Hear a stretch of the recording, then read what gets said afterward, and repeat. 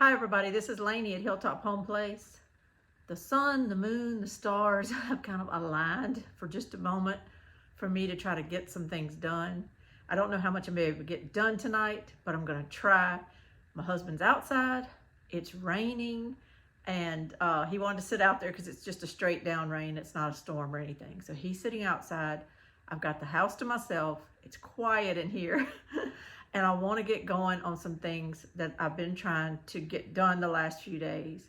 I'd like to say I'm just doing this because, I just love canning, or because I want to make things for my pantry or whatever, which I do. But I'll be honest with you, I really just have this overwhelming feeling this last week or two to get my ducks in a row, to do the things I've been meaning to do, to finish projects. So to that end, I'm not working like a wild woman or anything. I still have a life. I had an appointment in Baton Rouge yesterday I had to go to.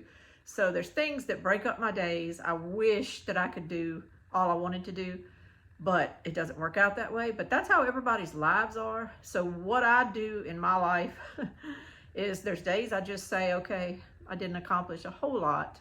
But then there's other days where I really do try to knock out at least one or two things, depending on what those things are and how complicated they are. And today is one of those. My overarching thing that I'm doing today, and what I'm going to just talk to you about a little bit, is kind of tying in with what I've talked to you about before, of trying to eliminate a lot of the foods in my freezer. Actually, I'm working on trying to eliminate a lot of things in my refrigerator too. Just those little things, that half a jar of pickle relish that's in there, or if you don't anticipate needing it for something you really need it for imminently, to go ahead and try to just make up a reason to use it, and get things like that out of my refrigerator. And I want to get things out of my freezer because I don't know what all is fixing to happen. I feel like there are things that could happen. There are scenarios that could happen as we approach this election season. I'll be honest with you. I think one of those goals was attempted a couple of weeks ago to change the course of this election season, and that didn't work. So now I think things could get ratcheted up a lot, because there are just a lot of people, and this isn't a Republican or Democrat statement. This is just a blanket statement on people who have put power and money and status and agendas. That's kind of the word I don't even like to hear anymore.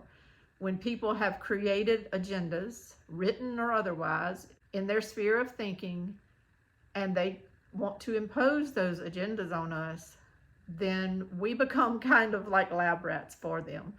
And I'll just be honest with you, I'm looking for some sort of power outage thing to happen here shortly. I think we had a little taste of that the other day with the CrowdStrike thing, but I think that was actually a controlled thing that kind of happened. I'm talking about things to where it could knock bigger services out. Now, I do have backups. I'm like a lot of you, I do have some backups, but I'd rather not have too many things to worry about during situations like that. And I live in South Louisiana, so my situation could end up just simply being a hurricane. And so I want to make it to where, yes, I need to worry about getting it to where I can plug my refrigerator into my solar generator or into my gas generator. I've got those systems worked out now. But I don't want to have to worry continually about what if I can't get any more gas from my gas system? What if my solar generator doesn't keep up with the amount of hours that I need to have this plugged in versus the amount of hours we're out of power? And what if, because I've never used a solar generator before, so I don't really know how it's going to work. I don't know what the weather's going to be like after a hurricane. I don't know if I'm going to be able to lay my panels outside to keep recharging my solar station, to keep my refrigerator plugged in. There's a lot of unknowns. And because I have a lot of unknowns, I tend to want to just take some of the worry off of myself. So for me, if I can eliminate most of the things in my freezer and most of the things in my refrigerator and kind of just get to bare bones, then that's like clouds lifting off of me, to where if I end up having to have something not plugged in because I don't have any power to run it plugged in, it's not life or death. It just won't be life or death. I've done things that I can do, like buy freeze-dried eggs. And I have a source for that if anybody wants to ask me that in the comments. I know where you can order those. Comparatively to what I've seen advertised from some of these survival companies, I thought the price was very good, and it's a homesteading family that does this. So I'd rather keep my money in the homesteading YouTubing type communities than I would order from a national company that's doing plenty of other business. So that's one thing. But I've been trying to select recipes that I can use to cook and can some of this stuff that's in my freezer and refrigerator, and use as many ingredients as I can to kind of kill two birds with one stone. In other words, let me show you what I'm talking about. Let me show you what I've been working on, and maybe it'll give you some ideas of things you can do in your refrigerator and freezer to purge them of having too many things that you need to be responsible for managing should something happen. A thunderstorm can go through and you might have your lights out 15 minutes, or we may end up with some situation where we're out for weeks. You just don't really know. So I don't want to have more than I need to manage during that time. I think managing having a house with no lights, no way to really wash your clothes or do that, that's enough to manage. I don't want to also manage having to take out a bunch of food that starts smelling and rotting, and having to do that in a situation where I'm still out of lights and I don't know what the heck I'm going to do with all that stuff. So for me, the easiest solution is just to take it out now, to do something with it, and to get it in jars to where it is shelf stable. That's my answer. That's what I've been working on. I already worked the other day on eliminating something from my freezer, and that was my ground cherries. And what I made is called a conserve. It's called a conserve. It has in it the ground cherries that I grew, and then it has walnuts, believe it or not, and it has raisins, and it even has some orange that you dice up into little pieces and you boil for a while to let the orange peels and everything get soft. You actually use the peels and everything. It's kind of unusual. I've never cooked anything like this before, but it helped me a lot. I followed the recipe for the cranberry conserve. And as I said, this is something completely new for me, but I actually ended up liking the way it smelled and everything when it was cooking, and it was easy. Now this calls for cranberries. I substituted ground cherries, and I kind of squished them and stuff with a potato masher just to kind of get them to where they weren't all still intact. And then it calls for some chopped orange. I adjusted my recipe, so I'm not going to quote these amounts to you. You have to just go with what you got and adjust things. And then you have the water just to boil your orange and orange peels in. Then it called for raisins, sugar, and walnuts. And let me tell you why I decided to use this recipe versus others. This is my freezer that I'm working on eliminating things, and I've actually done pretty good. So let me come down here to this bottom drawer, and in the back of the drawer, I have 3 or 4 bags of walnuts. I had bought some bags at the store on sale. They had them kind of to clearance, but they weren't expired yet. And I brought them home. I said, I'm just gonna see. I brought them home, I tasted them. They tasted fine. So what I did was I split the bags that I bought up into smaller portions, put them in Ziplocs, and put them in my freezer. I kind of forgot they were in there, but when I saw this recipe had walnuts in it, I was like, hey, I've got walnuts and I need to use the walnuts because they're in my freezer to keep them from going rancid. So if my freezers go down, then all of a sudden I'm in a situation where I'm needing to eat foods and stuff out of my refrigerator. And I mean, I don't know that I would want to eat 2 pounds of walnuts, at that particular time. But if you don't go ahead and kind of do something with them, then they could start going rancid. So I just said, well, I'm going to try to use the walnuts in some of these recipes if possible. And that conserve called for walnuts, and it all worked out. So I said, that's one thing I have. Let me show you something else I'm trying to use up. I also had these raisins. These were called flame raisins, and I ordered them from Azure Standard. I didn't quite realize how many I was ordering when I ordered them. I should have gotten less because I don't really love raisins, but I have them. I bought them. Now, I did use them the other day to make a raisin muffin recipe that I found, and the muffins were delicious, and the raisins in them were delicious. So apparently, I guess I like cooked raisins. I just don't like to snack on raisins. But this conserve recipe that's in my ball book over there, and that was the ball canning book that I was showing y'all. The recipe calls for raisins as well as those walnuts. So that's like 2 things I can use in my pantry to put into these products for my shelf. And it's going to give me something a little different than the ordinary to put on my pantry shelf. I'm kind of excited about that. It's a little bit different. So I'm able to use up 2 ingredients that I'm really having to kind of search for reasons to use. So that feels good to be able to get rid of some of these raisins. So as I said, I was able to eliminate the ground cherries from my freezer. I was able to eliminate at least 1/4 cup or more of my raisins. And I was able to eliminate about 1/2 of a little Ziploc bag of the walnuts. I have them frozen, just like half walnuts, but I chopped them up for the ground cherry conserve the other day. And what I'm gonna do is now I'm gonna try to use the other half to eliminate those out of my refrigerator, use more raisins to go with something else to make a different conserve tonight. Let me tell you about that. I did a little bit of pulling out of my freezer a while ago. This bag here is blueberries. A friend of mine, they picked them at her mom's house the other day and she brought them to me, and I appreciate it so much. And what I'm gonna do is use the blueberries now and raisins and the walnuts to make a blueberry conserve. There's a recipe for that in the ball book right near the one that I use for the ground cherry conserve.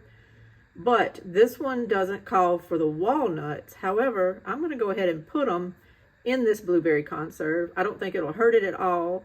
And it'll allow me to use that other half the Ziploc bag full of walnuts that I have in my refrigerator. So that'll help, and that'll clear out a lot of stuff. I went on a frozen bag pulling party earlier today. This whole bag is full of miscellaneous peppers out of my yard. Shishitos, all kind of things, just all kind of peppers, banana peppers and everything. And I even have a few more that I picked in the yard earlier, a few more cherry tomatoes. I'm gonna take these tomatoes back here and the cherry tomatoes that I picked today. I'm gonna just do, what I do is take an emulsion blender. I put them in a big pot when they're thawed, and I blend them with an emulsion blender and kind of puree them. And then I can them like that. But back to my peppers, what I'm gonna do is I'm gonna take this whole gallon bag of peppers, plus put with it what I picked today, and I'm gonna make a pepper onion relish. I have a whole lot of onions sitting over here by my white bush squash that I still haven't done the seeds for yet because they haven't sat here long enough. But I've got a lot of onions, so I'm gonna put those with the peppers and make me some pint jars full of pepper onion relish it's called. That recipe is also in the Ball Blue Book. In the book I have, it's on page 88, and it calls for using a gallon of peppers. They're just calling for using the green and the red bell peppers, but I'm just gonna use what I have. 1.5 cups onions, some hot peppers, which some of mine are hot, so that's fine. And then a couple of more spices and sugar and vinegar, just pretty much what you would normally use when you would make a relish. So that'll help me to use the peppers out of my freezer. I could just save them. I don't have to put those up. I don't have to make a relish really. You can stir fry all the time with peppers. But I've been doing that for a few weeks. Ever since I started harvesting peppers, I've been using them in everything with roasts and gravies and everything. So I'm okay with going ahead right now, since I'm kind of feeling this way about this. And since I'm wanting to get things out of my freezer, I'm okay with going ahead and taking this last part of them, this gallon bag, and making a pepper onion relish. We'll enjoy it, we'll eat it. My husband likes things like that. And so it'll get eaten, and I can always go buy some more peppers if I just absolutely have to. But I still actually have some pepper plants outside that are still producing, so I think I'm okay with that. And I had a few others that were kind of being drowned out by my cherry tomato plants, and they weren't getting a lot of sun. And I took out my cherry tomato plants the other day. And so I think now these pepper bushes are gonna bounce back and kind of get their second wind, I guess you would say. And so I'm not worried about not having peppers. I think I'm gonna have plenty. So I got those out of my freezer, and that feels really good. And speaking of the tomatoes that I showed you, this whole shelf right here are my pureed tomatoes. I just call them crushed tomatoes. But you can see they're beautiful and they're already crushed and pureed. And to me, for what I use them for, this is the way I like them, because I can just take them and pour them straight into a chili, straight into a lasagna sauce, straight into spaghetti sauce or anything like that, or a soup. Really, they're simple to pour this into a soup, and so they're ready to go. So I like to do mine crushed, and so I have just that 1 gallon bag plus that bag of cherry tomatoes that I've harvested recently, and so I'm going to turn around and do just a few more jars of these the same way to add to my pantry. As many shelves as I have of food, I'm running out of space, so I actually bought me some more little shelves the other day. These are 14 inches deep. They're 14 inches deep. They're 2 foot wide, like across the front, they're 2 foot. And then they're 30 inches tall, and they have 3 shelves, a bottom, middle, and a top. These things right there are going to get put away. I just set them there the other day to get them off my kitchen counter after I can those. But see, I've got a lot of empty space ready for some stuff to can. That's my little conserve, my ground cherry conserve from the other day. And so I'm excited to have more room to add more canned food. And let me tell you about these shelves, because I got them a little cheaper than I thought I was going to get them. And I was glad that I did it the way I did it. I bought the 2 that are in that closet that I showed you, plus I bought this other one, and I put it in the corner of the dining room, right by my pantry closet. And what I put in here for right now is all my winter squash. I had a lot of winter squash that I had over on my other white shelf, but I kind of wanted to get it more to where it's all stored together so I don't forget about it over here. And I can kind of keep an eye on it. I can check them every now and then, and if something looks like it's going bad, I know to go ahead and use it. So I put it over here. But I looked online for these shelves for Home Depot, and they were $41 online. But they do hold a lot of weight, and they're sturdy, so I thought, well, I may just order them. Then I decided, no, I want to go look at them first, or at least look at the box and just kind of make sure the box felt heavy, make sure they felt like they were good shelves before I spent the money. Well, when I got to Home Depot, they were only $29, not $41. So that kind of goes to show you need to check things before you buy them. I'm not always good at that, but I did realize the other day I went to Office Depot. I needed to get some ink for my printer because I've been working on all this genealogy, and I needed to print out 250 something pages, and I didn't want to run out of ink because it was telling me I needed ink.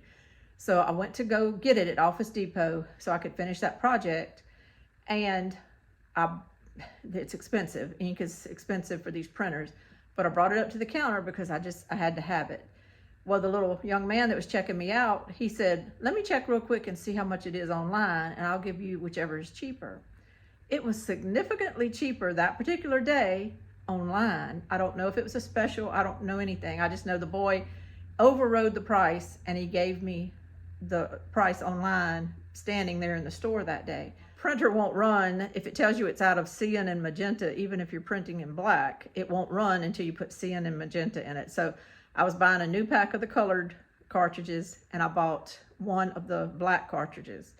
It was going to be $200 something and for just this ink for this certain printer. And after he checked the price online, it dropped $57. Now, is it still expensive? Yes, but I had to have it, and I was eternally grateful that he saved me that kind of money. The opposite happened when I went to get these shelves. If I had just ordered online because they had free delivery to my home, everything sounds good. It sounds like that's wonderful. But I was only going to order 2 because of the price of $41.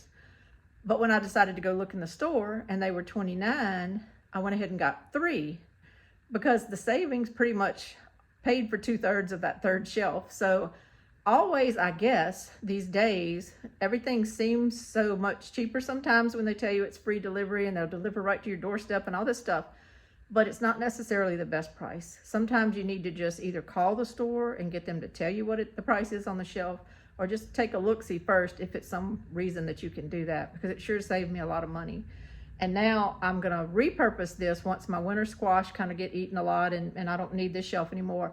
I'm gonna figure out a way to best use this to store even more food items. It's visible from my den, so I'm gonna have to make it look nice. It might be things that I put in some baskets and stuff, but it'll sure help me give a little bit more area to store food, because that remains my highest goal, is to get food put back. It remains my highest goal. The last food item that I'm going to talk about today, but it's actually going to be the first one that I start working on in a few minutes, is beets. I have a half of a bag of frozen beets. I had ordered these from Azure Standard. There's nothing wrong with them. They taste good. They're easy to serve and easy to put in the oven. I put them on 425 with a little olive oil and some salt sprinkled on them, and I roast them, and they're delicious. So there's nothing wrong with them. But I've got a half a bag sitting there in my freezer, and I decided that I would rather just go ahead and can them at this point than to just keep eating a few handfuls out of them every now and then, because I want to get these things out of my freezer. So I pulled them out today, and I'm getting ready to pressure can them here shortly. I've got my canner out. As soon as I close out this video, that's my first thing I'm going to do. I think this bag will make me probably 4 to 5 pints. I washed 6 because I tend to never be able to judge that exactly great. You don't think you have a lot of something, and then you end up needing a hot jar right at the last second, and your jars aren't hot because you didn't wash enough of them. And I put mine in the oven to heat them up, and I hate it when I need one more jar and I don't have a heated jar. So I washed 6, but if I get 4 or 5 pints, I'll be happy. To keep going with my food to put up and not waste, I'm going to go ahead and cut into all these winter squash here in a little bit.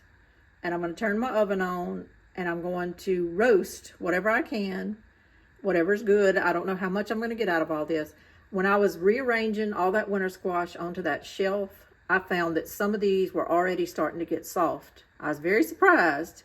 Because I wasn't expecting it on some of them.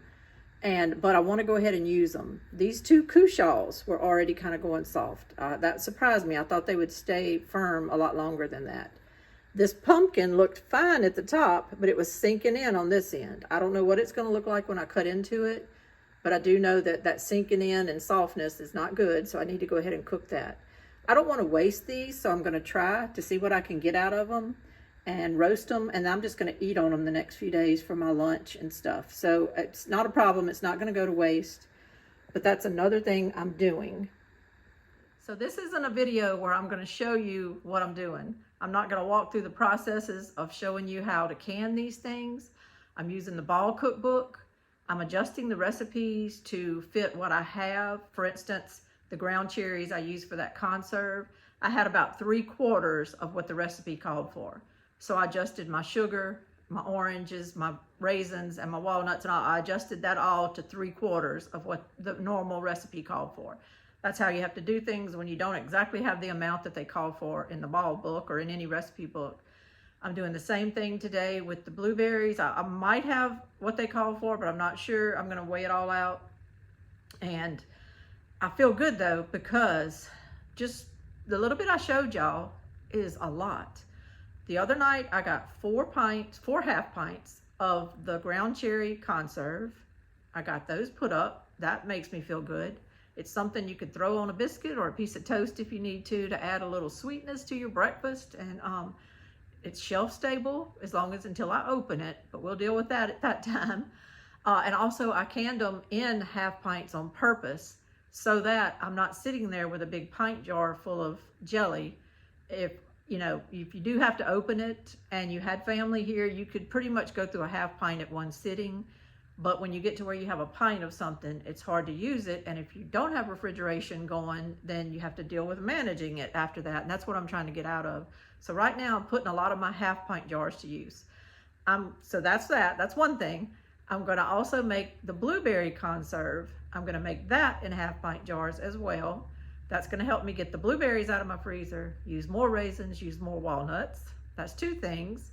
I'm going to do the tomatoes. That's going to help me clear out the bag of regular tomatoes and the bag of cherry tomatoes. Plus it's going to give me something to do with the ones that I have to harvest. I've got a few of them today. I got a few more out there right now I'm going to go get before I fool with the tomatoes.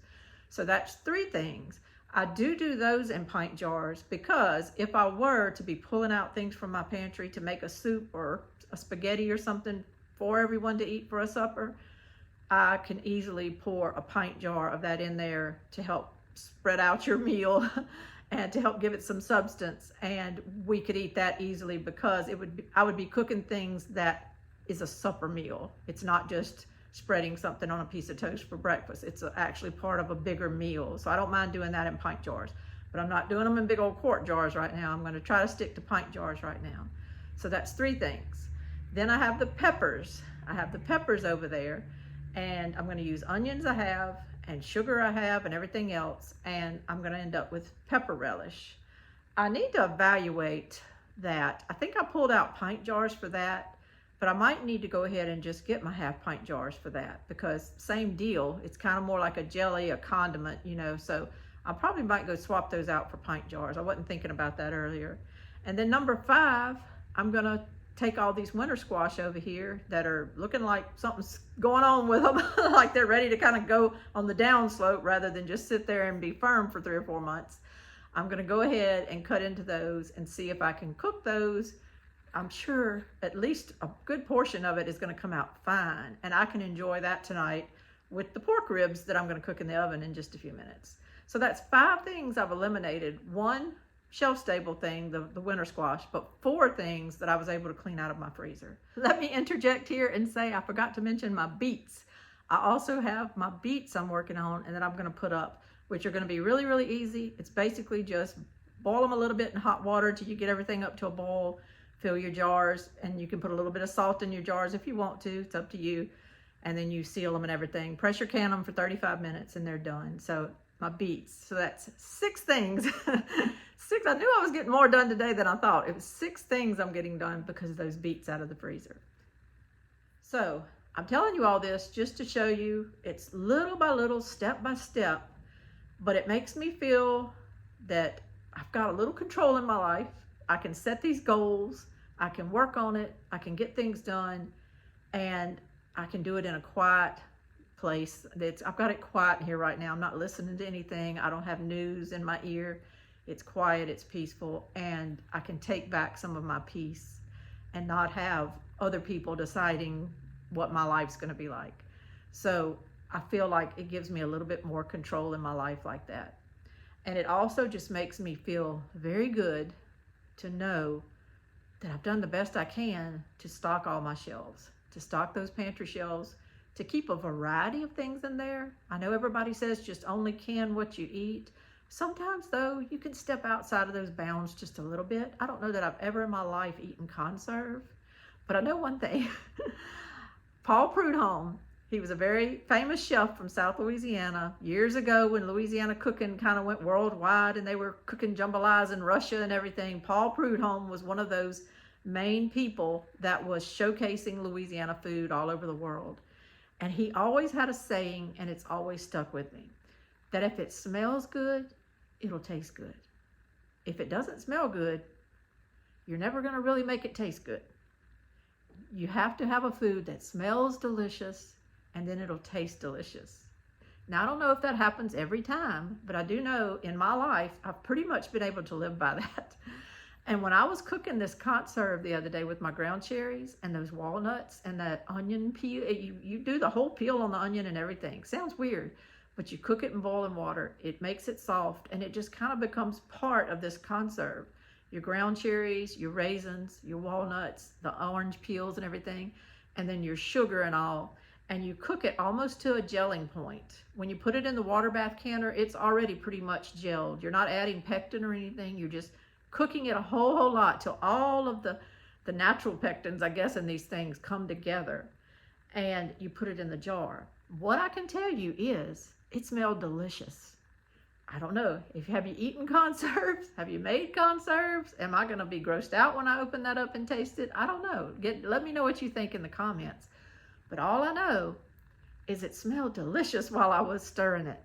It smelled delicious while I was jarring it. And I think that it's going to be okay. And I might have exposed myself to something I never would have thought about before. I never would have done that. So I took a chance by ordering raisins that I didn't really love. And I took a chance by growing ground cherries that I'd never eaten before in my life. They always say only grow what you eat. I never grown ground cherries. I've never eaten ground cherries, but I did this year, and I thought they tasted pretty good. And now I'm gonna have something on my pantry shelf with them. So to me, it's a win-win-win. So I want to have things that are a variety. I want to have volume of canned things. This is helping me to up my volume by adding ingredients together like that. Instead of it just being, I probably would have ended up with 2.5 jars of just ground cherries, but by adding the raisins and the walnuts and everything and the orange, it ended up making 4 half pints. So it all, mentally, I just kind of tell myself these things because you have to have encouragement and you have to feel empowered when you're doing this. And you have to kind of think, why am I doing this? If you are gonna can something and you're gonna think, well, I'll never eat this, but I'm just gonna can it, maybe I'll give it away at Christmas. Well, that's not really a great thing to do. You know, try your best to kind of pull together something that you might be surprised you might really enjoy. All the ingredients sounded fine. They ended up working out fine. And now I have them on my shelf. And I'm hoping this blueberry conserve comes out just as good. I'm looking forward to it. I know the tomatoes work out great because I make them all the time. I'm gonna jump in here and say, I always add some of my cane sugar, my organic cane sugar, to my tomato recipe when I'm doing it. So when it comes out of the jar into my sauces, into my lasagna sauces and all, it's got a little bit of sweetness to it, which is how I like things. So I'm able to adjust that and make it how I like it, rather than the store-bought ones that don't have a lot of sugar in them. So that's another reason I love to do that. I love to puree them and can my tomatoes in that crushed form. And I add that sugar and it just makes it delicious whenever I put it into a soup or whatever. And then my pepper jelly for my peppers and the onions in it, I think that's gonna be good too. I'm looking forward to that. I hope you kind of enjoyed this little lay of what I'm fixing to do today. I will update you and maybe show you some of these jars full of food and show you what they look like later. But it might be the rest of the night and all day tomorrow getting all this stuff done by the time you let canners cool and by the time you wash things and put things up and wash more jars and heat your oven and get things, you know, it's too much to do a how-to video for me right now. I just want to rock and roll and get it done. This is Lainey at Hilltop Home Place. Thank y'all so much for watching, and I hope you're busy too. Maybe nothing happens, but if it does, I pray you're ready. I pray you've thought things through, and I pray that you're getting things done. Y'all have a wonderful day. Bye-bye.